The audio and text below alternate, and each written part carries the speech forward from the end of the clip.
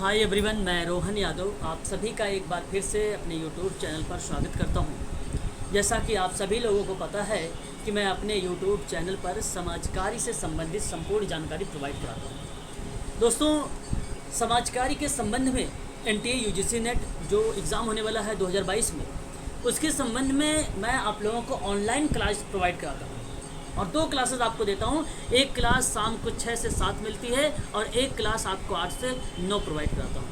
इसमें आप लोगों को कंटेंट पहले प्रोवाइड कराता हूँ और कंटेंट के आधार पे कॉन्सेप्ट समझाता हूँ और उसके बाद उस कॉन्सेप्ट से संबंधित जितने महत्वपूर्ण प्रश्न बनते हैं उन प्रश्नों पर भी हम लोग चर्चा परिचर्चा करते हैं व्याख्या सहित। और आपको बता दूँ, यदि आप लोग समाजकारी के संबंध में अगर आप तैयारी कर रहे हैं 2022 का एग्ज़ाम को क्रैक करने के लिए, तो मैंने आप लोगों के लिए 2 दिनों के लिए 999 रुपये के लिए एक ऑफ़र निकाला है। केवल 999 रुपये में आप समाजकार्य के बारे में पूरा कंटेंट प्रोवाइड कर सकते हैं। पूरा यूनिट नंबर 1 से लेकर यूनिट नंबर 10 तक की पूरा PDF मिलेगा और पूरी वीडियो का लिंक आपको दी जाएगी और इसमें आपका मॉक टेस्ट भी है और PYQ भी दिया गया है। प्रीवियस ईयर क्वेश्चन पेपर भी करवाया जाएगा और आपको प्रतिदिन क्लास लेनी होगी। पर डे क्लास चलती है। संडे के दिन भी आपको दोपहर को 1 से 2 PYQ चलता है। इस संडे आपका दिसंबर 2008 का प्रश्न चलने वाला है। ठीक है, इन सभी की आप लोगों को वीडियो का लिंक मिलेगा। टेलीग्राम चैनल पर मैं पेड वाला जो ग्रुप है उसमें आपको जोड़ूंगा। उसमें आपको सारी के सारी वीडियो का लिंक और PDF सारी के सारी मिल जाएंगे। ठीक है, यदि आप इसको क्लास को परचेज करना चाहते हो 999 रुपये में, तो आप मुझे कॉल कर सकते हो या तो व्हाट्सअप कर सकते हो 8506031308 पर। ठीक है, आप मुझसे कॉल से भी बात कर सकते हो और व्हाट्सअप के माध्यम से भी जानकारी प्राप्त कर सकते हो। तो आज हम लोग बात करने वाले हैं यूनिट नंबर 7 पर। यूनिट नंबर 7 मैंने कंप्लीट करवा चुका हूँ। यूनिट नंबर 7 के अंतर्गत एक टॉपिक है सामाजिक नियोजन और आज मैं सामाजिक नियोजन से संबंधित आप लोगों से कुछ महत्वपूर्ण प्रश्नों पर चर्चा करने वाला हूँ। ठीक है, तो चलो देखिए एक बार। प्रश्न नंबर 1 है आपके सामने। है कह रहा है कि सामाजिक नियोजन किस प्रकार की प्रक्रिया मानी जाती है। ऑप्शन आपके सामने 4 है। पहला है जो है निर्णित प्रक्रिया, बौद्धिक प्रक्रिया, समायोजित प्रक्रिया, तकनीकी प्रक्रिया। बताइए जरा, सामाजिक नियोजन किस प्रकार की प्रक्रिया मानी जाती है। बौद्धिक प्रक्रिया मानी जाती है। यही आपका सही जवाब रहेगा। आपको मैंने पहले ही बता रखा है कि नियोजन एक विवेकपूर्ण प्रक्रिया है जो समस्त मानव व्यवहारों में पाई जाती है। किसी भी संगठन में व्यवस्थित और उद्देश्यपूर्ण कार्य के लिए नियोजन अनिवार्य होता है और साधारण रूप से नियोजन का मतलब होता है उचित ढंग से सोच विचार कर आगे बढ़ना। तो बौद्धिक प्रक्रिया होना अर्थात सावधानी पूर्वक तय करना कि क्या किया जाना चाहिए, वही आपकी बौद्धिक प्रक्रिया होती है। आपका ऑप्शन नंबर B वाला करेक्ट माना जाएगा। ऑप्शन B आपका यहाँ पर करेक्ट माना जाएगा क्योंकि ये पूर्व निर्धारित होती है। यही कारण है कि ये बौद्धिक प्रक्रिया है। ऑप्शन नंबर B सही रहेगा। क्वेश्चन नंबर 2, सामाजिक नियोजन के माध्यम से समाज में किस प्रकार का व्यवहार अपनाया जाता है। सामाजिक पूर्णता वाला, सामाजिक बौद्धिकता वाला, सामाजिक संतुलन या सामाजिक विमुखता वाला। बताइए। सामाजिक संतुलन वाला। वेरी गुड, यही सही जवाब है। आप लोग जो है मुझे लास्ट में बताइएगा कि कुल कितने प्रश्न सही किए हैं। आप लोग जरूर कॉपी पे लिखते रहिएगा। अगर गलत है तो उसको आप गलत कर लीजिएगा। ठीक है, और सही है तो ठीक है। तो अगर हम बात करें यहाँ पे ऑप्शन नंबर आपका जो C वाला गया है ये सही माना जाएगा। सामाजिक संतुलन जो है सामाजिक नियोजन के माध्यम से समाज को व्यवहार को अपनाया जाता है। आप ध्यान रखिएगा, यहाँ पर अगर हम बात करें समाज के सामाजिक, आर्थिक, सांस्कृतिक, शैक्षिक, राजनीतिक, संचार, परिवहन इत्यादि सभी पक्षों को विकास के सुअवसर प्राप्त होते हैं। इसलिए नियोजन द्वारा मांग और पूर्ति, आवश्यकता और संसाधनों में समन्वय स्थापित किया जाता है। तो वो संतुलन की प्रक्रिया होती है, कोऑर्डिनेशन की प्रक्रिया होती है। ऑप्शन नंबर आपका C सही माना जाएगा प्रश्न नंबर 2 का। ठीक है, क्वेश्चन नंबर अगर हम बात करें 3 पर, जो है अनियोजित स्थिति में समाज का कौन सा वर्ग सबसे अधिक लाभान्वित होता है?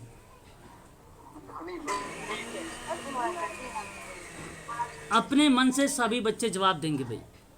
तो एक है श्रमिक, एक है कृषक, एक है भूमिहीन श्रमिक, एक है धनी वर्ग। धनी वर्ग, धनी वर्ग। Okay okay okay. हाँ। अब अगर हम बात कर रहे हैं यहाँ पे धनी वर्ग की, अब मेरी बात को आप सभी लोग बहुत ध्यानपूर्वक समझिएगा। यहाँ पर जब अनियोजित स्थिति है, मतलब नियोजन है ही नहीं, अनियोजित प्रक्रिया है, तो ऐसे में वह समाज का कौन सा वर्ग होता है जो सबसे ज्यादा अधिक लाभान्वित होता है? ऐसे में धनी वर्ग सही होगा आपका। आप लोगों ने ऑप्शन नंबर अगर डी का जवाब दिया है धनी वर्ग, तो सही जवाब दिया है, गलत जवाब नहीं है। इसका मतलब अगर मैं आपसे बताना चाहूँ तो ये होगा कि जब कभी आप सिंपल लैंग्वेज में समझिए कि अगर आप प्लानिंग से काम करेंगे तो सभी के लिए होता है भाई। सामाजिक नियोजन बेसिकली एक ऐसा शब्द है जो व्यक्ति संतुलित सामाजिक आर्थिक व्यवस्था चाहता है, जो साधनों का सर्वोत्तम उपयोग करना चाहता है, ये होता है नियोजन की प्रक्रिया। लेकिन अनियोजित की प्रक्रिया है, और अनियोजित की जो प्रक्रिया होती है वो धनी वर्ग के लिए सबसे अधिक लाभान्वित होती है। कृषक के लिए लाभान्वित नहीं हो पाएगी भाई, इनके लिए प्लानिंग जरूरी होती है।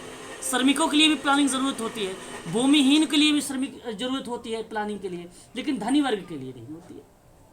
तो मैं कहूंगा कि ऑप्शन नंबर आप यहाँ पे लगाइएगा डी वाला। आपने डी सही जवाब दिया है क्वेश्चन नंबर 3 का। ठीक है, ऐसे प्रश्न बनते हैं। तो आप सामाजिक नियोजन की प्रक्रिया में जब आप आर्थिक संसाधन की बात करेंगे, रोजगार अवसर की बात करेगा ऑप्शन में शिक्षा स्वास्थ्य संबंधित सुविधा की बात करेगा, राष्ट्रीय आय की बात करेगा, कृषि से सुधार की बात करेगा, सांस्कृतिक स्तर की बात करेगा, कल्याणकारी राज्य की बात करेगा, तब आप लोग वहाँ पे ऑप्शन में लगाना कि वो नियोजन प्रक्रिया होगी। केवल एक शब्द धनी वर्ग एक ऐसा है जो अनियोजित स्थिति में समाज में जो अधिक लाभान्वित करती है, वो धनी वर्गों के लिए होती है। ऑप्शन नंबर आपका यहाँ पे डी सही रहेगा। बहुत सिंपल सवाल था। क्वेश्चन नंबर 4, नियोजन समाज में कौन सी स्थिति उत्पन्न करने में सहायक या सहयोग नहीं होता? जब कभी प्रश्न आए, आजकल यूजीसी में नहीं आता है, तो इस नहीं को अंडरलाइन करिएगा स्क्रीन पर, है ना, तो ऑटोमेटिक आपको ओके। 4 का आप निकाला है, आप लोगों ने बोला है अच्छा, डी आपका जवाब आ रहा है। अच्छा डी ओके। देखो मैं आपको बता दूं, सामाजिक नियोजन में अगर हम बात करेंगे तो बेसिकली सहयोग जो है आयात निर्यात का अगर संतुलन है, तो भाई एक चीज़ बता दूं मैं आपको, नियोजन के अंतर्गत में स्थितियां और संभावित परिवर्तन की जब उपयोगिता होता है तो उसको ध्यान में रखकर एक नियमित व्यवस्थित और सुसंगठित लक्ष्य रूपरेखा हम तैयार करते हैं। तो आयात निर्यात का संतुलन सर होगा, ये तो आयात निर्यात का संतुलन प्रश्न। अच्छा यहाँ क्वेश्चन, हाँ क्वेश्चन नंबर अगर हम बात कर रहे हैं 4 में, तो ये जो संतुलन है ये आपकी नियोजन की स्थिति में सहयोग देगा। और जाहिर सी बात है, कंडीशन अगर है तो ठीक है भाई, फिर तो अच्छी बात है।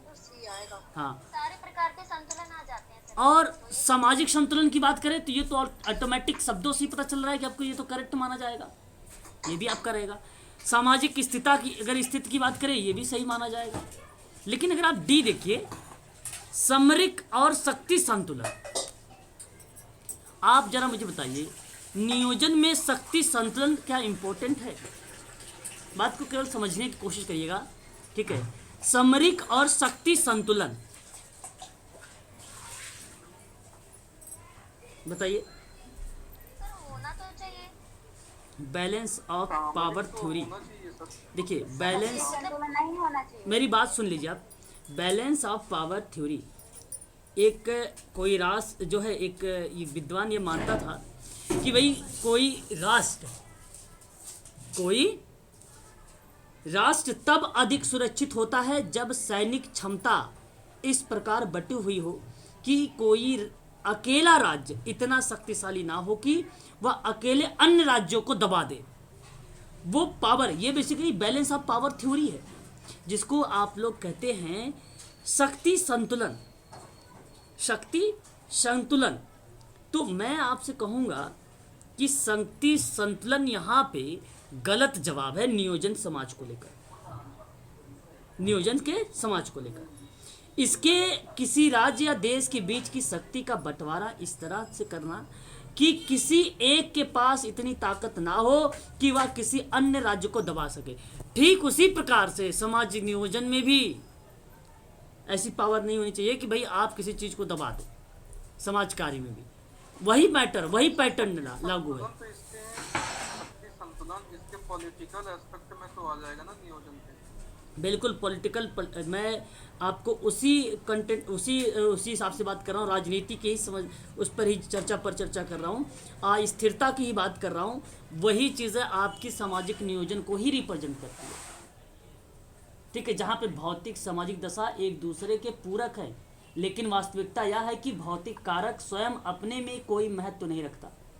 समाज अपने दृष्टिकोण, विचार और महत्व के आधार पर उसका अर्थ निरूपित करता है या उसका अर्थ निर्धारित करता है।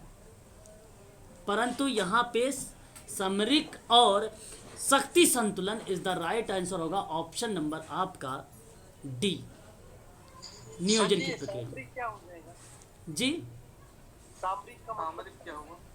देखिए सामरिक का मतलब अगर हम बात करें तो ये आपका प्रस्तुत करता है किसी, मेरे समझ से याद, संस्मरण चीज़ों को। सामरिक जो है आपको याद करेगा संस्मरण चीज़ों को, सामरिक है ना। सामरिक मतलब जैसे अगर मैं बात करूं, सामरिक संबंध किससे होना चाहिए? किसी विषय के संबंध में, किसी विषय के। सामरिक का मतलब आप किसी विषय के, आप सोचिए किसी विषय के रूप में, किसी विषय के रूप में, किसी विषय के रूप में, ओके, हाँ, किसी विषय के रूप में सामरिक का मतलब, ठीक है। यहाँ पे आपको अगर हम बात करें, देखिए अगर जो आयात निर्यात है वो विकासशील देशों के बीच में होने वाले संतुलन को बनाए रखता है, तो इसलिए आप इसको सही मानेंगे, है ना। सामाजिक संतुलन की अगर हम बात करते हैं तो सामाजिक संतुलन भी यहाँ पर एक भूमिका निभाता है, क्योंकि सांस्कृतिक, शैक्षिक, राजनीतिक, संचार, परिवहन आदि के पक्षों पर सुचारू रूप से अवसर देने की बात करता है। ठीक उसी प्रकार से सामाजिक स्थिरता की भी बात करेंगे, ये भी प्रक्रिया संचालित होती है। परंतु यहाँ पे ऑप्शन नंबर जो सामरिक वाला है ये गलत हो जाएगा, शक्ति पर। यहाँ पे प्राकृतिक संसाधन का प्रयोग करना चाहिए था उसे, तो वो करेक्ट माना जाता। सामाजिक स्थिरता नियोजन समाज के अंतर्गत सामाजिक संबंधों के प्रतिमानों को सुनिश्चित करता है, तो सामाजिक स्थिरता उत्पन्न होती है। और नियोजन की स्थिति में प्राकृतिक संसाधन का उपयोग विवेक और सावधानी पूर्वक किया जाता है, वो प्राकृतिक संतुलन होता है। तो यहाँ पे ऑप्शन प्राकृतिक संतुलन है ही नहीं, और ये अगर वो होता तो ये भी सही होता, लेकिन पूछा था नहीं, तो ऑप्शन नंबर डी सही है। बाकी ये तीनों आपका शामिल है, डी नहीं शामिल है। क्वेश्चन नंबर 5, सामाजिक नियोजन के विषय के क्षेत्र में किसे शामिल नहीं किया गया? देखिए मैंने कल पढ़ाया भी था आप लोगों को, क्या मुद्रा अवमूल्यांकन मैंने पढ़ाया था आप लोगों को, ये क्षेत्र ही नहीं है। हाँ, बाकी देखो राजनीतिक न्याय है आपका, लोक कल्याण है, बेरोजगारी उन्मूलन है, आर्थिक, सामाजिक, सांस्कृतिक भी है आपका, ये क्षेत्र है जी। अवमूल्यन नहीं होगा, ठीक है। अवमूल्यांकन क्या होता है ये कोई बताना चाहेगा? मुद्रा की वैल्यू कम कर देती है किसी अन्य मुद्रा की अपेक्षा। इसे मुद्रास्फीति बोलते हैं ना इंग्लिश में सर?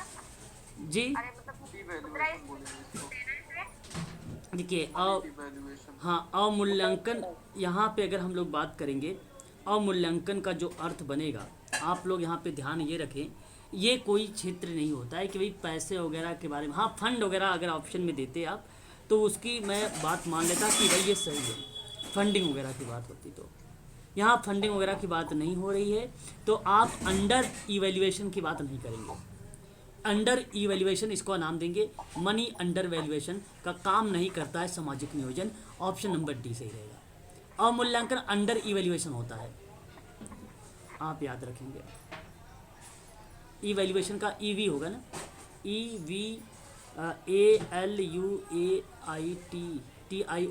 इवैल्यूएशन ये होता है, अंडर इवैल्यूएशन, ठीक है, याद रखिएगा। आगे बढ़िए, क्वेश्चन नंबर 6 देखिए। सामुदायिक नियोजन और सामुदायिक संगठन के आधार पर 3 प्राथमिक मॉडल दिया था, सर्वप्रथम किस विद्वान ने? रॉथमैन। रॉथमैन। क्वेश्चन नंबर 6 का ये आप लोगों ने सही जवाब दिया है, option number Rothman is the right answer. Question number 6 option number 1। देखिए यहाँ पे रॉथमैन ये सारे नाम आएंगे, कंफ्यूज आप लोग मत होइएगा, ठीक है। क्वेश्चन नंबर 7 देखिए। शिक्षा, स्वास्थ्य, पेयजल, यातायात, संचार के विकास हेतु किया जाने वाला कार्य सामाजिक नियोजन के किस प्रारूप का अंग माना जाएगा? लोकतांत्रिक का, कल्याणकारी का, उपचारात्मक का, सामाजिक अभिमूल्य का? कल्याणकारी। क्वेश्चन नंबर 7 का जवाब भी आप लोगों ने कल्याणकारी दिया है, तो बहुत अच्छा जवाब दिया है ऑप्शन नंबर आप लोगों ने बी में। शिक्षा, स्वास्थ्य संबंधी अगर हम बात करें, सुविधाओं का समुचित प्रबंधन करना सामाजिक नियोजन का एक अहम भूमिका है। तो उसी के परिप्रेक्ष्य में एक प्रारूप के रूप में अगर हम जान रहे हैं या समझ रहे हैं सामाजिक नियोजन के प्रारूपों के अंतर्गत भी, तो सर्वाधिक बातें कल्याण के संबंध में की गई है। समुदाय के स्तर पर नियोजन को संचालित करने के लिए आवश्यक है कुछ अभिकल्प, कुछ डिज़ाइन, और उन डिज़ाइनों का क्रियान्वयन करना ताकि लोगों को सर्वाधिक संतुष्टि प्रदान किया जा सके। और इसी परिप्रेक्ष्य में शिक्षा, स्वास्थ्य, पेयजल, यातायात, संचार के विकास के लिए सामाजिक नियोजन का जो प्रारूप का अंग बना है वो कल्याणकारी होगा, ना कि लोकतांत्रिक होगा। उपचारात्मक अगर केस पर बात करते तो होता केस पर, ठीक है, लोकतांत्रिक नहीं होगा। सामाजिक अभिमूल्य भी नहीं होगा, सामाजिक अभिमूल्य भी नहीं होगा, याद रखिएगा। ऑप्शन नंबर आपका बी करेक्ट रहेगा यहाँ पे। निम्नलिखित में से कौन सा संसाधन प्राथमिक रूप से साध्य और द्वितीयक रूप में साधक होता है? क्वेश्चन नंबर 8 खनिज संसाधन। जी बताएं। अच्छा अभी आप देखो मैं बता दूं आपको, यहाँ पे आप ध्यान रखिएगा, जो लोकतांत्रिक प्रारूप है वो बेसिकली सभी वर्गों के हितों की बात करता है। यहाँ पे ना आप कंफ्यूज मत होइएगा, प्रारूप है, थोड़ा सा ध्यान रखिएगा, सभी वर्गों के हित की बात करेगा। यहाँ पे एक एक लाइन में लिख लीजिए, सभी वर्गों के हित की बात करेगा। और जो ये उपचारात्मक है, मैंने भी आपको बताया ना, ये बेसिकली किस पे रिप्रेजेंट करता है? केस वर्ग को रिप्रेजेंट करता है। किसको रिप्रेजेंट करेगा? केस वर्ग को। इसके अंतर्गत विशेषकर कोई बीमारी की बात करता है, इसलिए केस वर्ग की बात मैं कर रहा हूँ, क्योंकि विभिन्न समस्याएं तो होती हैं, बालक के अंतर्गत, महिला के अंतर्गत, दिव्यांगों के अंतर्गत, उन्हीं समस्याओं का उपचार की बात करेगा तो केस वर्ग में आता है। तो प्रश्न तो ऐसा है नहीं इंडिविजुअल, ये शिक्षा की बात करें तो सभी की होगा, स्वास्थ्य की बात है सभी, लेकिन लोकतांत्रिक मत समझ लीजिएगा, लोकतांत्रिक किसी विशेष वर्ग की बात मैं कर रहा हूँ। सब यहाँ पे विशेष वर्ग में सभी वर्गों के हितों को ध्यान में रखकर, सभी वर्गों को ध्यान में रखकर बात कर रहा हूँ, तो वो बेसिकली कल्याणकारी की प्रक्रिया में संचालित होती है। लेकिन अभिमूल्य का क्या होता है? सामाजिक जो अभिमूल्य है वो नैतिक मानक प्रतिरूप है। ये क्या है? नैतिक है। हाँ बस इतनी बात ध्यान रखिएगा, आगे बढ़िए फिर। तो यहाँ पर आपने क्वेश्चन 8 का क्या जवाब दिया था? मानव संसाधन। और बताइए दीपक। मानव संसाधन। अच्छा मानव संसाधन ओके। हाँ यहाँ आपने सही जवाब दिया है, मानव संसाधन की ही भूमिका है। अब कोई अपने शब्दों में जरा मुझे बताए, मानव संसाधन किसे कहते हैं? क्योंकि बहुत सरल है ये, ह्यूमन रिसोर्सेज, कार्यशील जनसंख्या, योग्य श्रमिक वर्ग। हाँ सर, जो मतलब एक तरह से जिनका हम पूंजी के रूप में यूज कर सकते हैं, तो वो ह्यूमन परिश्रम को ही हम उसमें ले सकते हैं। अच्छा, जो कौशल भरपूर हो, कौशल, हाँ इसके वही डेवलपमेंट करते हैं लोग में, तो वो मानव संसाधन है। चलो, तो यहाँ पे मानव संसाधन आप लोगों ने पूंजी को रिलेट करके बताया है, सही है, गलत नहीं है, सही है आपका। और ये मानव को मानव संसाधन के रूप में ही रिप्रेजेंट करता है। और मनुष्य एक सामाजिक प्राणी है जिसकी न्यूनतम आवश्यकता क्या है? रोटी, कपड़ा, मकान, स्वास्थ्य, शिक्षा, बिल्कुल।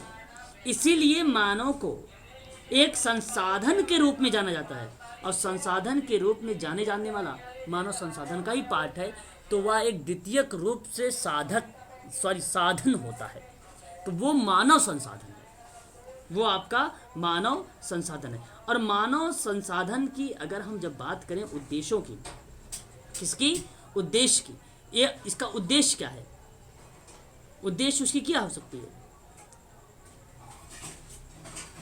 बताइए। मतलब सर किस उसमें पूछ रहे हैं आप, समझ नहीं आया। इसका उद्देश्य क्या है मानव संसाधन का? भाई जिसका संबंध उत्पादन के लिए, उत्पादकता है ना। हाँ, उत्पादन के एक बहुमूल्य संसाधन का रूप में यूज हो, जहाँ व्यवसाय, गैर व्यवसाय, वित्तीय विपणन के रूप में यूज हो, जहाँ मानव संसाधन प्रबंधन के रूप में यूज हो, जहाँ प्रबंधन के रूप में निम्न, उच्च और मध्यम वर्ग के लोग हो, कार्यचारियों, अगर कर्मचारियों की बात करें, कुशल अकुशल श्रमिक के रूप में यूज हो, निरंतर चलने वाली एक प्रक्रिया मानी जाती है। इसका उद्देश्य, जब मानव श्रम की बात होगी सर तो वो एक साधन हाँ, हो गया, और साधन के लिए मतलब जब उसकी जरूरतें पूरी होंगी, जैसे आपने बताया शिक्षा, आवास, स्वास्थ्य वगैरह, तो वो एक साधन भी है। हाँ, तो मानव संसाधन, प्रेरणा, कर्मचारी लाभ, कल्याण योजनाएं, सामाजिक सुरक्षा, चुनौतीपूर्ण कार्य के लिए जो होते हैं, ये वैयक्तिक मूल्य और प्रतिष्ठा, मान्यता, सुरक्षा स्तर आदि को ध्यान में रखते हुए व्यक्तिक सामूहिक आवश्यकताओं का अभिनिर्धारण है। ये प्रदान करने वाला ऑप्शन नंबर आप लोगों ने बताया है सही, मानव संसाधन बी वाला सही रहेगा क्वेश्चन नंबर 8 का। क्वेश्चन नंबर 9, नियोजन के अंतर्गत संभावित का मतलब प्रोबेबिलिटी परिवर्तन कि उपभोक्ता को ध्यान में रखकर निम्न में से किस एक के आधार पर रूपरेखा नहीं बनाई जाती है। Question number 9, D option. C option. अवबोधनात्मक। ओके, अच्छा, आप लोग में से कोई जरा मुझे बताएं, अवबोधनात्मक किसे कहेंगे?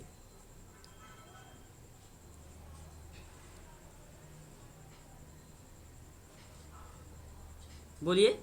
किसी वस्तु को ध्यान में रखकर जो निर्णय कह सकते हैं लिया जाता है, या कुछ विचार, अवबोध, समझ कह सकते हैं। अवबोध मतलब होता है सर अंडरस्टैंडिंग। हाँ, अवबोध मतलब ज्ञान हो गया, जानना हो गया, समझ हो गया।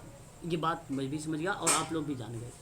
तो प्रश्न कहा कि नियोजन के अंतर्गत जो संभावित परिवर्तन है उसकी उपयोगिता को ध्यान में रखकर निम्न में से किस एक के आधार पर रूपरेखा नहीं बनाई जाएगी? नियमित रूप में बनाई जाएगी, संगठित सुसंगठित रूप में बनाई जाएगी, और अगर हम बात करें व्यवस्थित रूप में भी बनाई जाएगी। लेकिन यहाँ पे देखिए, अकॉर्डिंग थोड़ी बनाई जाएगी। यहाँ पे एक शब्द था अवबोधात्मक। अवबोधात्मक बेसिकली चेतन अवस्था में इंद्रियों आदि के द्वारा जीवों को होने वाली जो बाहरी वस्तुएं हैं, और विषयों पर पूर्ण जानकारी या बोध की जब बात करती है, और वो बात करती है हर एक की बोध यानी समझ की क्षमता अलग अलग, जब अलग अलग की बात करती है तो अवबोधात्मक होता है। लेकिन हम सामाजिक नियोजन की बात कर रहे हैं, क्योंकि अलग अलग की बात नहीं कर रहे हैं। और ये बात बताओ कहाँ पे आती है? केस वर्क और कम्युनिटी ग्रुप वर्क और कम्युनिटी वर्क में आता है। अवबोधात्मक शब्द जो है ग्रुप वर्क और कम्युनिटी वर्क में सही माना जाता है। आप ध्यान रखिएगा, सामाजिक नियोजन में गलत रहेगा। इस रूप पर आप रणनीति नहीं बनाएंगे, आप सबको हित में बनाएंगे, क्योंकि आप व्यक्तिनिष्ठ नहीं कर रहे। ये व्यक्तिनिष्ठ शब्द है, हाँ सर। ये व्यक्तिनिष्ठ शब्द है। आप बनाते हैं वस्तुनिष्ठ शब्द। वस्तुनिष्ठ का मतलब जानते हैं आप लोग? सभी की बात कर रहे हैं, सभी की बात कर रहे हैं, बस यही बात ध्यान रखिए। ऑप्शन नंबर डी नहीं है, यहाँ पे उसी नहीं बनाए। प्रश्न को ना आप केवल समझिए बस। आगे देखिए, एक परिभाषा है सामाजिक नियोजन, भूमि सुधार, असमानता में कमी, सेवा। जी आएगा अवबोधनात्मक। क्या आएगा इसमें? हाँ, ऑप्शन 9 का डी सर, ऑप्शन 9 का डी, 9 का डी। कौन था? किससे बात की? ओके, क्वेश्चन नंबर अगर हम बात करते हैं 10 वाले में, सामाजिक नियोजन, भूमि सुधार, असमानता में कमी, सेवा योजन और एकीकृत योजनाओं की एक प्रक्रिया है या कथन किस विद्वान का है? बताइए। ओके, यहाँ पे NV सेवानी ने साफ शब्दों में कहा भी है कि सामाजिक नियोजन जो है भूमि सुधार से है, असमानता में कमी से है और आय का साम्यपूर्ण विवरण से है। किससे है? आय का साम्यपूर्ण विवरण से है। आप इसे भी ध्यान रखिएगा या वितरण से भी आप कह सकते हैं।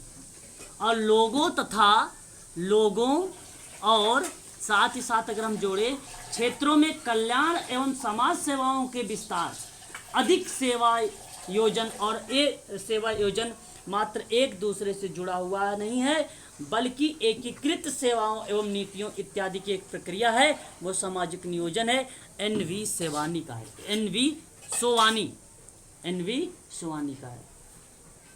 नेहरू जी ने कहा कि अगर हम बात करें, इनका कहना है ना केवल, इन्होंने कहा नियोजन ना केवल कार्यसूची बना लेता है और ना ही वह एक रणनीति आदर्शवाद है, बल्कि नियोजन एक बुद्धिमत्तापूर्ण और विवेकपूर्ण वैज्ञानिक पद्धति है।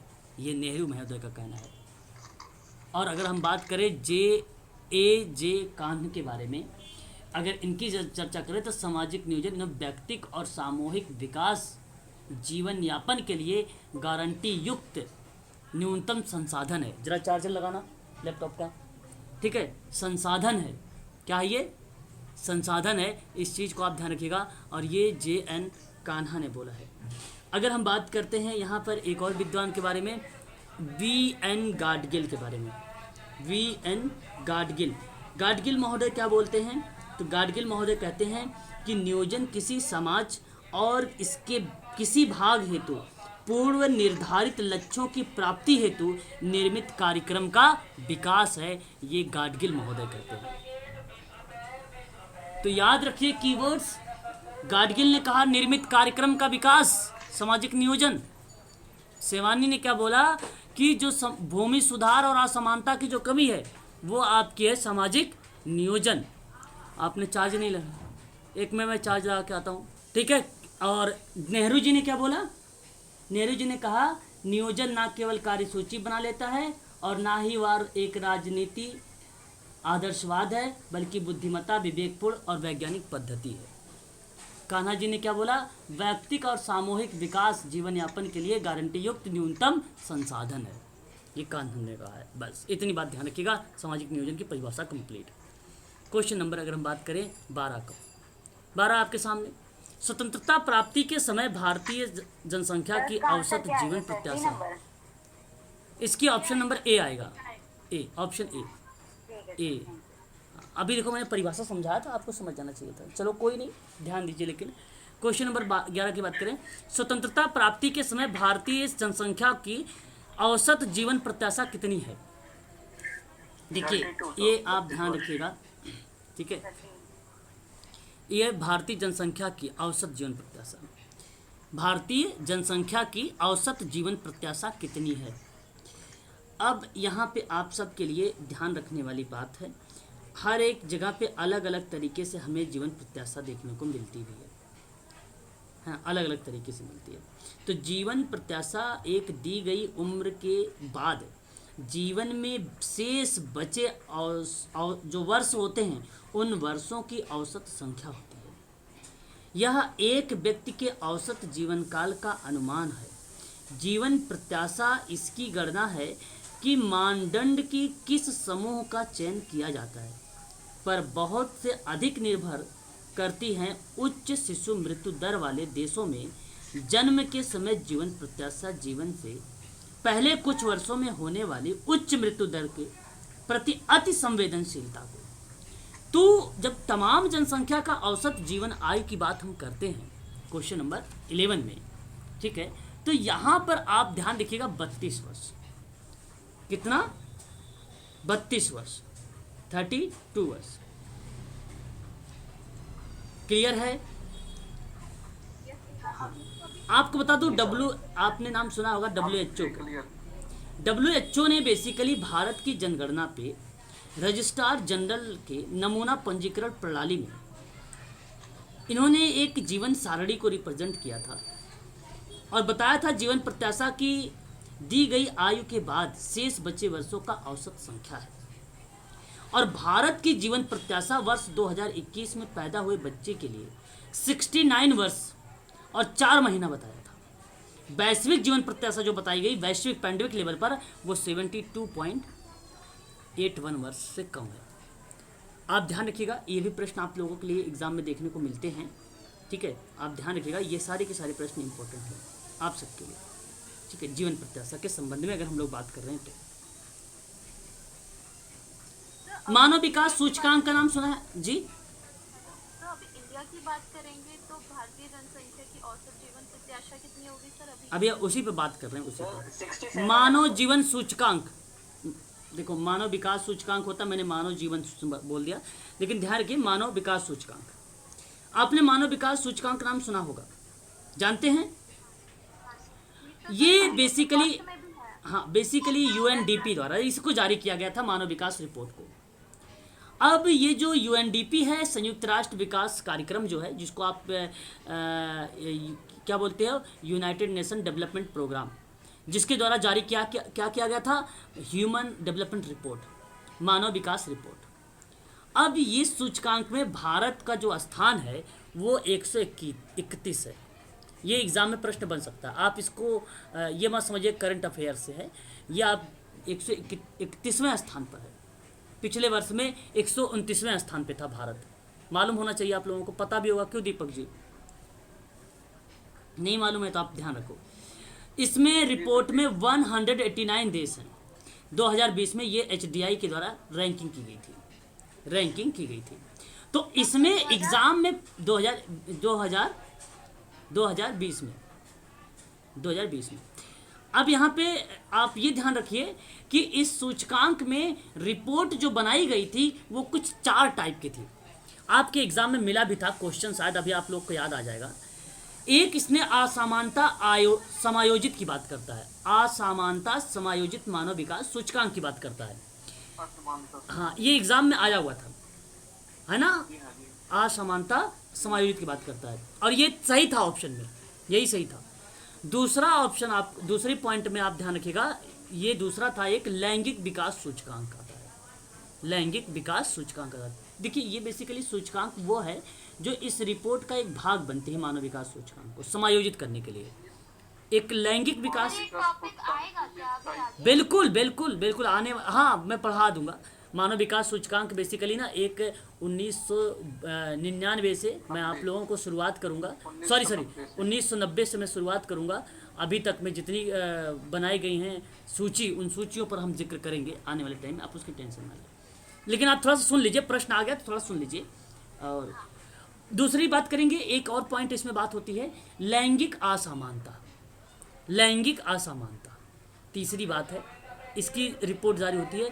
और एक चौथा है बहुआयामी गरीबी, बहुआयामी गरीबी सूचकांक। ये 4 शब्द आप ध्यान रखिएगा, आपके लिए काफ़ी ज़्यादा इंपॉर्टेंट है। आपको बता दूं, मानव विकास की 3 बुनियादी आयाम हैं।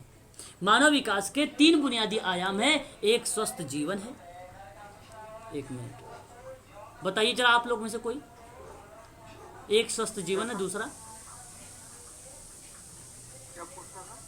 मानव विकास सूचकांक के 3 बुनियादी आयाम, स्वस्थ जीवन,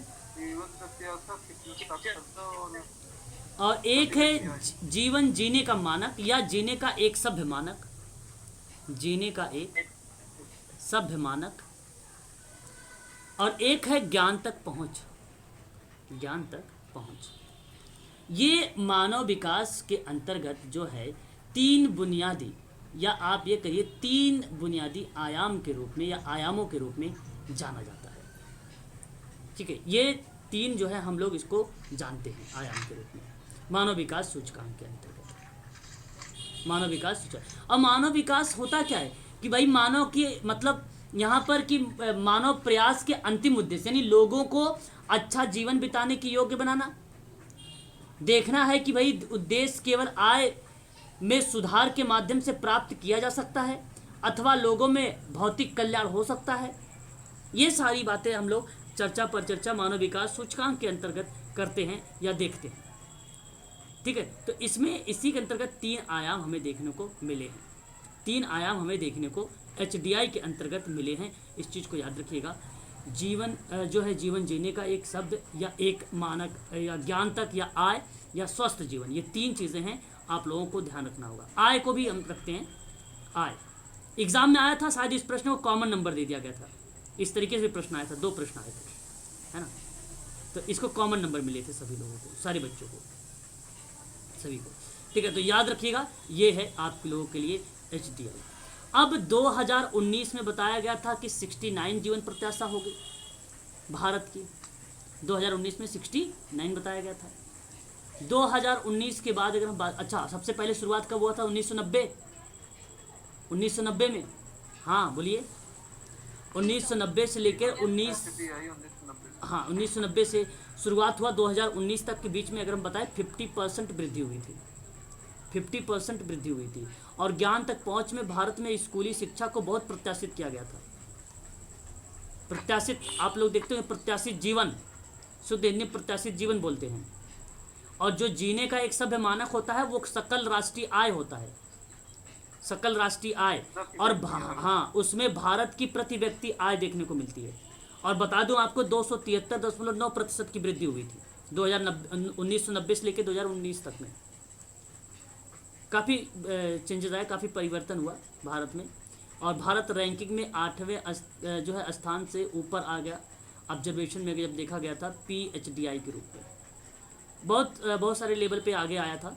लेकिन जो असमानता समायोजित मानव विकास सूचकांक रहा था, वो 2019 में भारत का जो था वो था आपका 16.8%। इतना सारे डेटा मत याद रखिए, ठीक है। डेटा आपके लिए कंफ्यूज कर सकता है, ठीक है। डेटा आपके लिए कंफ्यूजन हो सकता है, लेकिन डेटा याद करने की ज़रूरत नहीं है आप लोगों को। बस इतना चीज़ें ध्यान रखिए। बाकी इस पर मैं टॉपिक करवाऊंगा आप लोगों से। यहाँ पे जनगणना के स्वतंत्रता प्राप्ति के समय की बात बता रहा था मैं। जिस समय 1947 की बात कर रहा था, तो उस समय 32 वर्ष रखा गया था जीवन प्रत्याशा। जीवन प्रत्याशा। क्वेश्चन नंबर 12 देखिए कि स्वतंत्रता प्राप्ति के समय उच्च मृत्यु दर होने का मुख्य कारण क्या था? मुख्य कारण क्या था, बताइए। स्वास्थ्य नीति का अभाव। स्वास्थ्य नीति का अभाव या भुखमरी, दो में से नहीं, एक बताइए, 2 में से नहीं, एक बताइए। दोनों में से एक बताइए। स्वास्थ्य नीति का अभाव नहीं, स्वतंत्रता के समय, देखिए, म्यूट हो जाइए, अब म्यूट हो जाइए। स्वतंत्रता के समय आपको बता दूं, उच्च मृत्यु दर होने का मुख्य कारण घातक बीमारियों का प्रकोप था। हाँ, घातक बीमारियों का प्रकोप था, भूखमरी कुपोषण नहीं था। ऑप्शन नंबर सी था, सी सही था।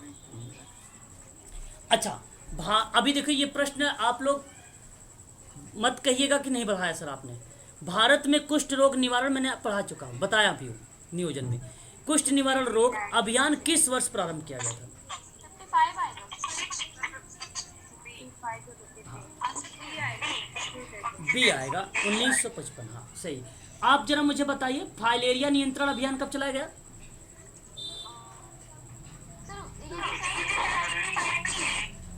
जी, ये भी 55 में थी, बहुत बढ़िया।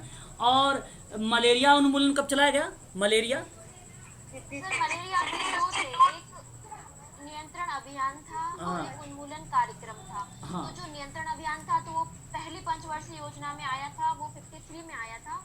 और जो उन्मूलन कार्यक्रम था वो दूसरी पंचवर्षीय योजना में 58 में आया। ठीक, बहुत बढ़िया, शाबाश, गुड, सही जवाब। ये आपको ध्यान रखना है कि 1953 में मलेरिया नियंत्रण अभियान था, 1955 में मलेरिया उन्मूलन कार्यक्रम था। और ये आप ध्यान रखिएगा, 1958 में ध्यान रखिएगा, ठीक है। बहुत बढ़िया, ऐसी जानकारी रखनी चाहिए। क्वेश्चन नंबर 14, किस योजना के अंतर्गत भारत में चेचक उन्मूलन अभियान का क्रियान्वित किया गया था? चेचक उन्मूलन, चेचक, क्वेश्चन नंबर 14 है। नहीं, हाँ, जो तीसरी पंचवर्षीय योजना थी, क्योंकि सर 62 था शायद, तो 61 में खत्म हो गई थी वो दूसरी पंचवर्षीय, तो तीसरी लग गई होगी सर, तीसरा ही होगा। तीसरे वाले में ही आप लोगों से बात की गई थी। चेचक उन्मूलन अभियान भारत में क्रियान्वित किया गया था, तीसरी पंचवर्षीय योजना। तीसरी पंचवर्षीय योजना कब से कब तक थी? 62 से 64। 66 से भाई 19, आप ऐसे करो 1951 से 56, 56 से 61, 61 से 66 बन गया। ये हो गया ना 3, ये 3 हो गया ना, तो ये आपका क्लियर हो जाएगा। हाँ ठीक है, तो यहाँ पे ये वाली योजना आई थी। ठीक है, आगे अगर बात करते हैं यहाँ पे क्वेश्चन नंबर 15 में 7वीं पंचवर्षीय योजना के अंतर्गत कितनी जनसंख्या पर एक सामुदायिक स्वास्थ्य केंद्र की स्थापना की गई थी? 1 लाख। सामुदायिक स्वास्थ्य केंद्र की स्थापना का लक्ष्य रखा गया था। 30,000। 1 लाख। देखिए, ये बेसिकली अगर हम बात करें, एक सामुदायिक स्वास्थ्य केंद्र है और सामुदायिक स्वास्थ्य केंद्र की जो स्थापना हुई थी वो 12 अप्रैल 2005 को। आरंभ में ये मिशन केवल 7 साल चला था और आपको बता दो कार्यक्रम स्वास्थ्य और परिवार कल्याण मंत्रालय द्वारा इसको चलाया गया था। ये ग्रामीण क्षेत्रों में स्वास्थ्य सुरक्षा में केंद्र सरकार की एक प्रमुख योजना थी और 7वीं पंचवर्षीय योजना के अंतर्गत 7वीं पंचवर्षीय योजना के अंतर्गत इसमें लक्ष्य रखा गया था 1 लाख तक। ऑप्शन नंबर डी सही है। हाँ सर, ये 30,000 का सर प्राइमरी सेंटर था सर। हाँ, 30,000 आप यहाँ पे कह सकते हो कि उप स्वास्थ्य केंद्र की बात, जहाँ पे जनसंख्या पर एक प्राथमिक स्वास्थ्य केंद्र की बात की गई और 1 लाख जो है जनसंख्या पर एक सामुदायिक स्वास्थ्य केंद्र की स्थापना की बात की गई थी। ठीक है, ये सही जवाब है। ऑप्शन नंबर आपका डी करेक्ट माना जाएगा। क्वेश्चन नंबर 16, किस पंचवर्षीय योजना के अंतर्गत जनजातीय आबादी वाले स्थानों पर सामुदायिक स्वास्थ्य केंद्र को स्थापित करने का निश्चय किया गया था? बताइए, बता दीजिए। 16, 8वीं पंचवर्षीय योजना के दौरान में अगर हम चर्चा करते हैं तो इसके दौरान बात की गई थी कि जनजाति आबादी वाले स्थानों पर सामुदायिक स्वास्थ्य केंद्र के स्थापित करने का निश्चय किया गया था। ठीक है, और 8वीं पंचवर्षीय योजना के ही समय में ये जो आप देख रहे हैं 1947 से बढ़ाकर 58 वर्ष कर दिया गया था 1998 में। 32 वर्ष आपने देखा था जीवन प्रत्याशा। ये 8वीं पंचवर्षीय योजना के अंतर्गत ही स्वास्थ्य उपलब्धि की बात की गई थी 1947 में, और 1998 में 58 वर्ष हुई थी। तो जीवन प्रत्याशा शुरुआत में रखिएगा 1947 में क्या था, अभी वहाँ एग्जाम पेपर में क्वेश्चन में था ना स्वतंत्रता समय, स्वतंत्रता के समय। हाँ, तो 1947 आप उसको याद रखिएगा। ठीक है, चलिए क्वेश्चन नंबर, ये इसका बी सही रहेगा। 10वीं क्वेश्चन नंबर 17, 10वीं पंचवर्षीय योजना के अंतर्गत जीवन प्रत्याशा का निर्धारित लक्ष्य कितना रखा गया? 10वां में जीवन प्रत्याशा 62 वर्ष। ओके, और भी कोई बच्चा बताए?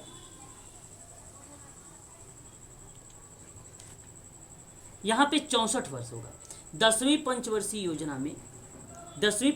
योजना में जीवन प्रत्याशा वर्ष 1951 से 51 में 36.7 वर्ष से बढ़ाकर 64.6 वर्ष की उम्मीद की गई थी। तो यहाँ पे 64 वाला सही रहेगा, ऑप्शन नंबर बी वाला सही रहेगा। ऑप्शन नंबर बी सही रहेगा आपका क्वेश्चन नंबर 17 का। क्वेश्चन नंबर 18 देखिए, व्यवहारिक पोषाहार कार्यक्रम। मैंने देखो अभी कल वाली मैंने लास्ट में एक पीडीएफ प्रोवाइड कराया था जिसमें हर एक पंचवर्षीय योजना के दौरान मैंने बताया भी है कि ये योजनाएं हैं। तो जरा आप मुझे बताएं,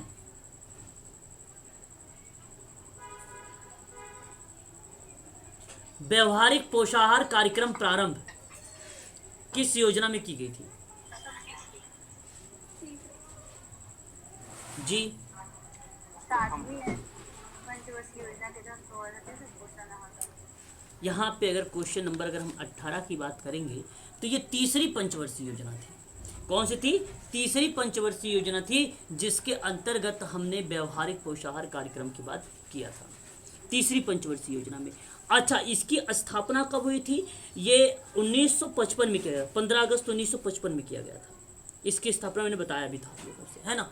तो इसको आप ध्यान रखिएगा कि ये बड़े पैमाने पर पोषक खाद्यान्नों के लेकर उत्पादन संरक्षण करने के लिए स्वास्थ्य, कृषि, पशुपालन, मत्स्य विभाग इत्यादि चीज़ों के बारे में ये बात करता था। उसी के अंतर्गत ही जो है व्यवहारिक पोषाहार कार्यक्रम भी प्रारंभ की बात भी चर्चा हुई थी। ऑप्शन नंबर आपका ए वाला सही रहेगा, 18 का। 19 का बताइए, समेकित बाल विकास सेवाओं की शुरुआत किस पंचवर्षीय योजना में किया गया था? सर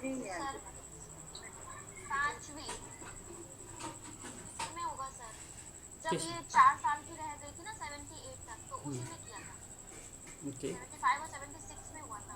ओके, 5वीं सर। 5वीं। 175 5वीं। चलो देखिए, यहाँ अगर हम लोग चर्चा करते हैं क्वेश्चन नंबर 19 पर, तो 19 का सही जवाब होगा आपका बी वाला, चौथी पंचवर्षीय योजना। एक मिनट, नहीं बी नहीं होगा, 19 वाले के, एक मिनट, 19 का यहाँ पे 5वां, यहाँ पे देखिए 19 का है 5वीं पंचवीं। आप लोग 5वीं बोल रहे थे ना शायद? हाँ सर, 5वीं बोले, हाँ 5वीं सही जवाब है। 5वीं। 5वां वाला ही आपका सही माना जाएगा। 5वीं पंचवर्षीय योजना के अंतर्गत जो है किया गया। अब 5वीं पंचवर्षीय योजना के अंतर्गत बहुत सारे कार्यक्रम चलाए गए, मैंने बता रखा है। समेकित ग्रामीण विकास कार्यक्रम चलाया गया था, मैंने आपको पढ़ाया था। और वो कब स्टार्ट किया गया था? 1980 में, है ना। राष्ट्रीय ग्रामीण नियोजन कार्यक्रम चलाया गया था 1980 में, आपको मालूम है। ग्रामीण महिला एवं शिशु विकास कार्यक्रम चलाया गया था 1983 में, ये भी आपको पता है। इंदिरा आवास योजना कब चलाया गया था? 5वीं पंचवर्षीय योजना में इंदिरा आवास योजना 1985 में। सर ये 80 वाले तो नहीं आएंगे ना, 5वीं तो 78 में ही खत्म हो गई थी। नहीं, ये देखो, अगर आपसे पूछ लेता है भाई कि समेकित बाल विकास सेवाओं की शुरुआत कौन सी योजना काल में शुरुआत हुआ था, तो आप क्या बताओगे? 1980 अगर आ गया तो ऑप्शन में 1980 लगाओगे। 1980 अगर आ जाएगा तो फिर 1980 लगाओगे।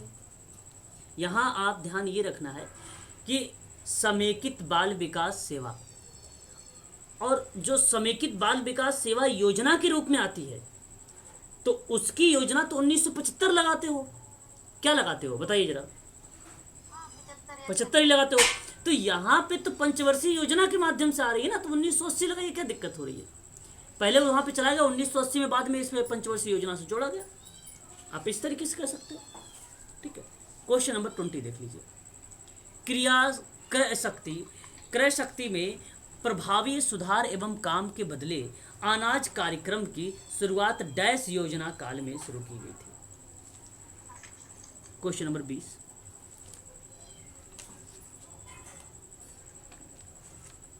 आठवीं पंचवर्षीय योजना, बोलिए। 8वीं इज द राइट आंसर। 8वीं करेक्ट होगा, हाँ। 8वीं पंचवर्षीय योजना के अंतर्गत चलाई गई थी। अब 8वीं पंचवर्षीय योजना में क्रय शक्ति एवं प्रभावी सुधार की बात की है इसने। आपको बता दूं, आपने एक योजना मैंने पढ़ाया था, विनियोग प्रोत्साहन, विनियोग प्रोत्साहन योजना 1994, ठीक है। ये जो 1994 की बात मैं कर रहा हूँ आप लोगों से, ये क्रय शक्ति में प्रभावी सुधार और काम के बदले अनाज कार्यक्रम की शुरुआत की बात की थी, ठीक है। अनाज कार्यक्रम की शुरुआत की बात की थी। यहाँ पे सही जवाब जो होगा 8वीं का, ऑप्शन नंबर सही जवाब सी वाला होगा। 8वीं योजना, 8वीं योजना है। इसके अंतर्गत शिशु संरक्षण सुरक्षित मातृत्व कार्यक्रम चलाया गया था 1992 में, है ना। सर ये काम के बदले अनाज योजना आई कब थी? देखिए, अगर हम यहाँ पे बात करते हैं अनाज योजनाओं के बारे में, ये बेसिकली आप ये ध्यान रखिए कि विनियोग प्रोत्साहन योजना जो है 1994, ये याद रखिएगा। और यहाँ पे अगर हम बात करेंगे काम के बदले अनाज कार्यक्रम योजना, ठीक है, ये अगर शुरुआत की बात करेंगे तो ये याद रखिएगा 2004।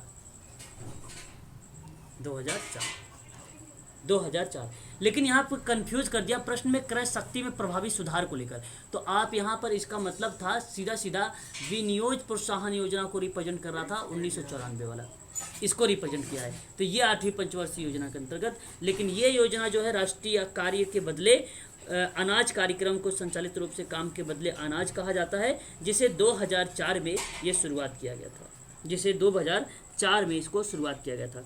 हालांकि सबसे अगर हम अनाज कार्यक्रम है जो हाँ ये 1977 और 78 में आया। हाँ 1977-78 में भी है। अभी आप पहली बात सुनिए, ये नवंबर 2004 में जो ग्रामीण विकास मंत्रालय ने राज्य सरकारों के परामर्श योजना आयोग के द्वारा देश के चुने हुए 150 सर्वाधिक पिछड़े जिलों को प्रारंभ किया था 2004 में।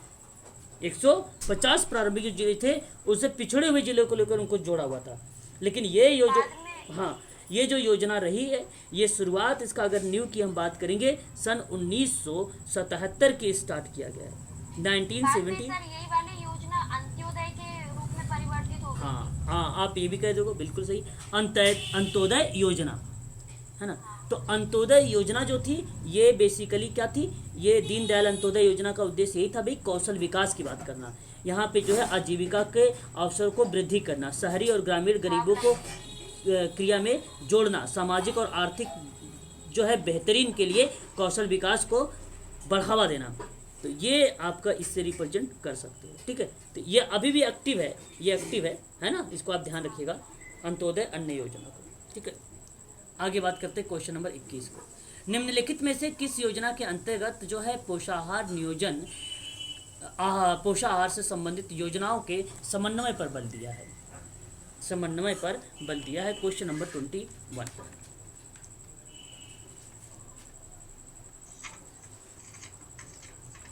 बोले,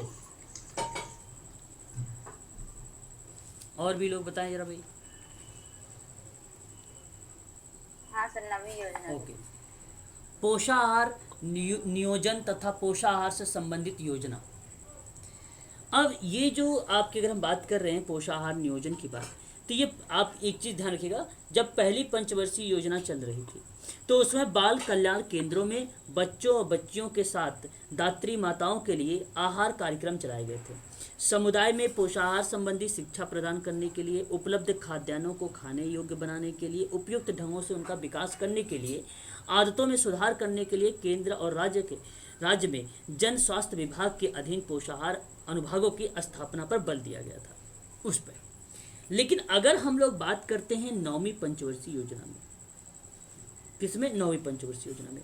तो नौवीं पंचवर्षीय योजना में पोषाहार नियोजन और पोषाहार से संबंधित योजनाओं के समन्वय पर बल दिया गया था, और ये था नौवीं पंचवर्षीय योजना। किसकी योजना थी? नौवीं पंचवर्षीय योजना थी। नौवीं पंचवर्षीय योजना में अगर हम बात करते हैं यहाँ पर, तो राष्ट्रीय आवास विकास हेतु जो है उन्मेषीय स्रोत योजना चलाई गई थी। समग्र आवास योजना भी चलाई गई है इसमें, समग्र आवास योजना भी चलाई गई है इसमें, ठीक है। नौवीं पंचवर्षीय योजना में ही, नौवीं पंचवर्षीय योजना में ही ये सारी चीज़ें चलाई गई हैं, ठीक है, याद रहेगा। आप लोग इसको ध्यान रख लीजिएगा, इंपॉर्टेंट चीज़ें हैं, इसको भूलिएगा मत आप सभी लोग। और स्वर्ण जयंती ग्राम स्वरोजगार योजना भी 1999 में लाई गई थी नौवीं पंचवर्षीय योजना में। जवाहर ग्राम समृद्धि योजना 1999 में लाई गई थी नौवीं पंचवर्षीय योजना में। समग्र आवास योजना 1999, प्रधानमंत्री ग्रामोदय योजना 2000 में, ठीक है। सारी बातें इसी के अंतर्गत नौवीं पंचवर्षीय योजना के अंतर्गत चर्चा किया गया था, ठीक है। इस चीज़ को आप लोग जो है ध्यान रखेंगे सभी लोग। आगे बात करेंगे क्वेश्चन नंबर 22 के बारे में। ग्रामीण क्षेत्रों में शुद्ध पेयजल की व्यवस्था निम्नलिखित में से वर्ष 1954 में किस योजना में प्रारंभ किया गया था? 22 में पेयजल, बताइए। शुद्ध पेयजल, यहाँ पे अगर हम बात करेंगे तो आपकी राष्ट्रीय जल और प्रदाय की स्वच्छता योजना में शामिल किया गया था, ठीक है, इसके अंतर्गत रखा गया था। ये बेसिकली अगर हम बात करें ग्रामीण क्षेत्रों में तो केंद्र सरकार ने वर्ष 1954 में राष्ट्रीय जल प्रदाय एवं स्वच्छता योजना प्रारंभ किया था, और जिसके अधीन राज्य सरकारों के नगरीय क्षेत्रों में इन कार्यों के लिए लंबी अवधि के ऋण और ग्रामीण क्षेत्रों के लिए समुचित आर्थिक अनुदान देने की व्यवस्था भी की गई थी। तो ये बेसिकली आपका आएगा ऑप्शन नंबर बी करेक्ट माना जाएगा। ये पेयजल संबंधी नियोजन था, पेयजल संबंधी नियोजन था ये, ठीक है, इसको आप ध्यान रखिएगा। क्वेश्चन नंबर 23 देखिए। निम्नलिखित में से किस नियोजन प्रेरित कारक को योजना आयोग की स्थापना के साथ प्रारंभ किया गया था? Question number 23।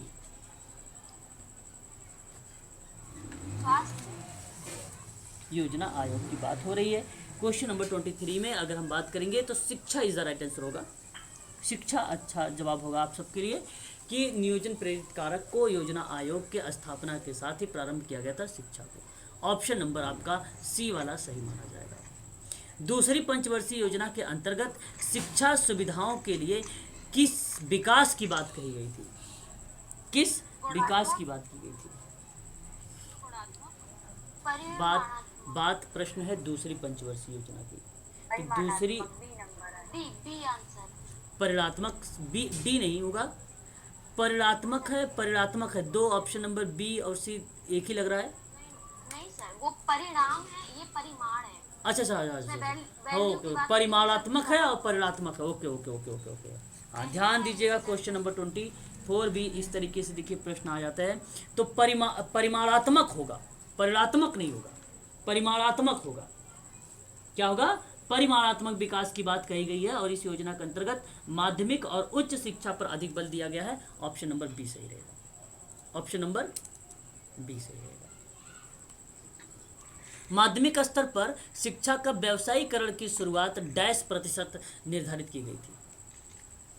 डैश प्रतिशत में निर्धारित की गई थी। क्वेश्चन नंबर 25 बोलिए। पांचवी पंचवर्षीय योजना में अगर हम बात करते हैं, प्राथमिक शिक्षा पर पुनः बल दिया गया था। सांपट, टाट, पट्टी इत्यादि की भौतिक सुविधाएं की व्यवस्था की गई थी, प्राथमिकता दी गई थी। पाठ्यक्रम में भी सुधार करने की बात की गई थी। व्यावसायीकरण का प्रस्ताव रखा गया था शिक्षा में। ठीक है। उच्च शिक्षा के क्षेत्र में पिछड़े वर्गों के लिए सायकालीन कक्षाएं चलाई जाएंगी। समाचार पत्राचार पाठ्यक्रम भी प्रारंभ की बात की गई थी। ये किसके अंतर्गत की? पांचवी पंचवर्षीय योजना के अंतर्गत शिक्षा की बात की गई थी। ऑप्शन नंबर सी सही रहेगा। ऑप्शन नंबर सी सही रहेगा। क्वेश्चन नंबर 26 देखिए। भारत में राष्ट्रीय प्रौढ़ शिक्षा कार्यक्रम किस वर्ष प्रारंभ की गई थी? बताइए।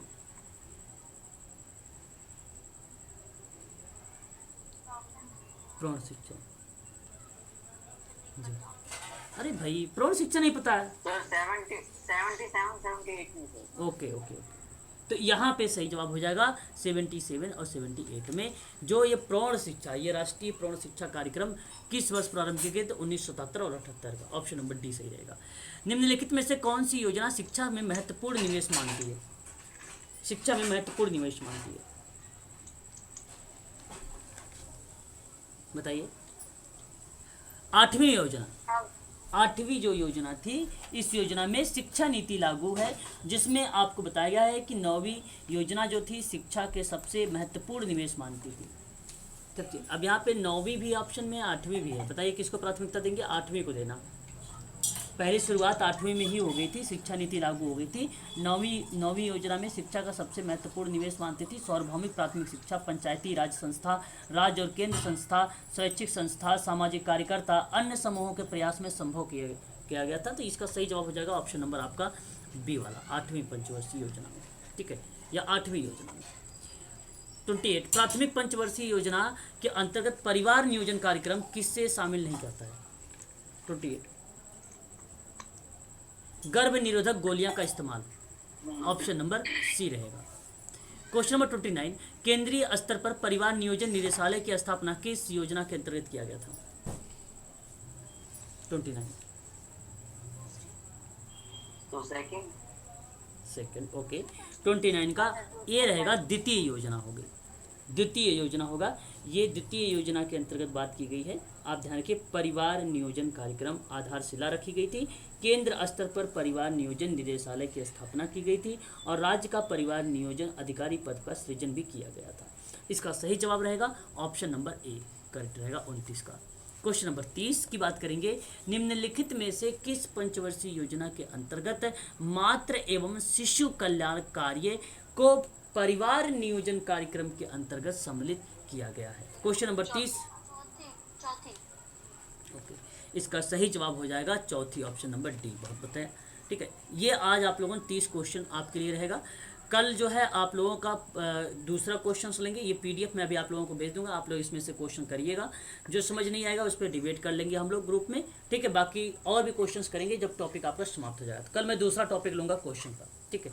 तो आज के लिए बस इतना ही रखिए आप सभी लोग। और कितने क्वेश्चन सही किए हैं आप लोग जरा मुझे बताएं 30 में।